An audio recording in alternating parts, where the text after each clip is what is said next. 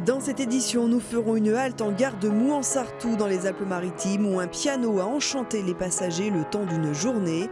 Un vidéoclub voué à la fermeture transformé en ciné-club. C'est la belle histoire de ce commerce de quartier à Lyon. Mais on débute avec une opération de prévention routière à destination des motards qui était organisée à Palavas-les-Flots par la gendarmerie.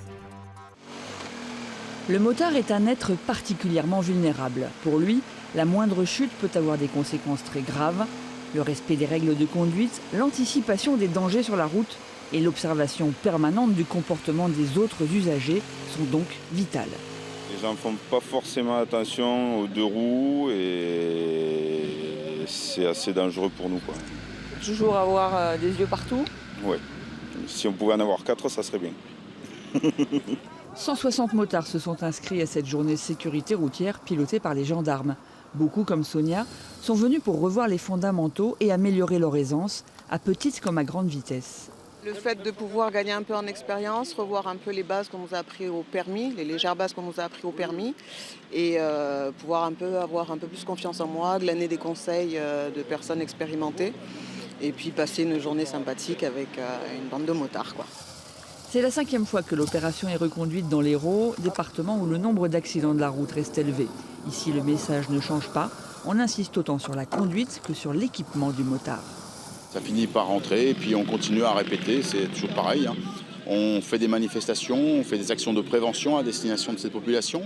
Et puis on essaye de privilégier l'achat d'équipements de sécurité de nouvelle génération, de type gilet airbag par exemple. Et le gilet airbag, c'est ça.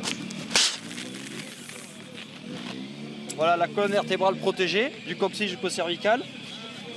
On le voit, les côtes flottantes et tout le devant du corps avec une protection efficace. Ça va ?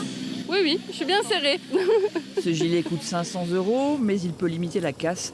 Depuis le début de l'année, dans l'Hérault, 5 personnes se sont tuées en 2 roues et 35 autres ont été blessées. Un vidéoclub voué à la fermeture, finalement transformé dans quelques mois en ciné-club. C'est la fin d'un long combat pour le gérant de ce magasin du quartier de la Croix-Rousse à Lyon. Il croyait à la fermeture inéluctable, mais grâce à une forte mobilisation autour de lui, l'histoire se termine bien.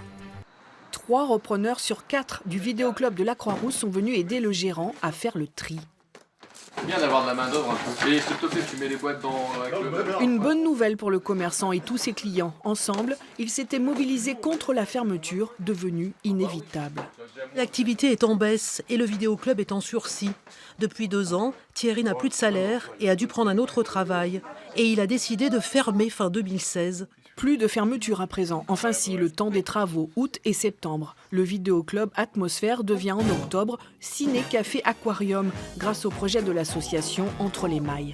Il y aura donc le vidéoclub toujours et il y aura surtout un ciné-club qui est donc le premier ciné-club de Lyon, puisqu'il n'y en a pas encore qui existe, avec donc une salle de projection qui sera ouverte 4 soirs par semaine avec des films divers. Seule l'activité vente de DVD s'arrête. Le fondateur du vidéoclub soutient ce projet. Il en avait rêvé.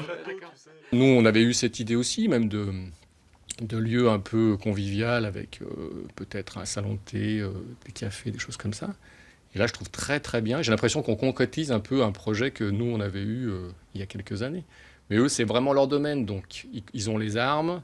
Ils ont la motivation. Maintenant, ce qui leur manque, c'est le budget. Donc, aidez-les.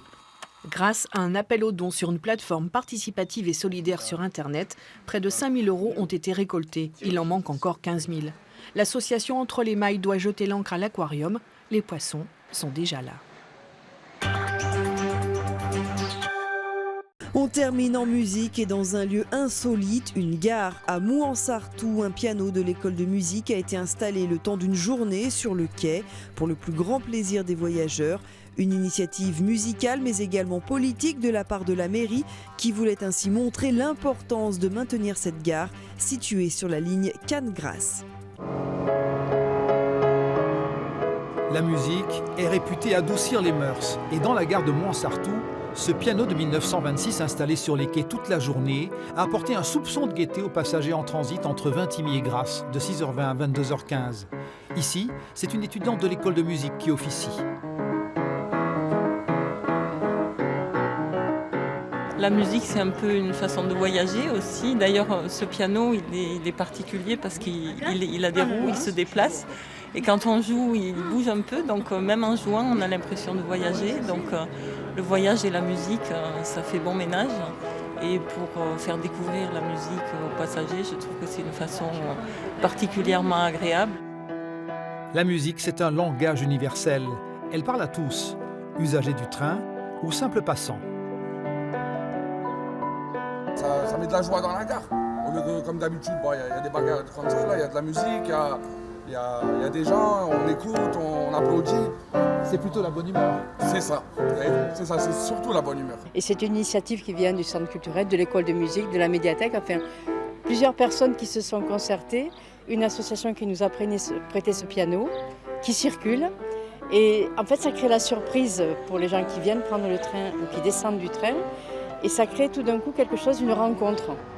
Pour la mairie, cette opération a l'avantage de rappeler l'importance de la ligne Cannes-Grasse à Mouansartou, objet d'un combat politique de 40 années. Ce père de famille, lui, retient surtout l'atmosphère unique créée par la musique sur le quai d'une gare. Les gens peuvent chanter, ils peuvent juste taper du pied, ils peuvent écouter quelque chose plus que juste mettre les écouteurs et faire zone out. Après travaux, dans un an, la gare de Mouansartou accueillera 2 trains par heure au lieu d'1 actuellement. La ville continue de croire au rail comme vecteur de transport d'avenir.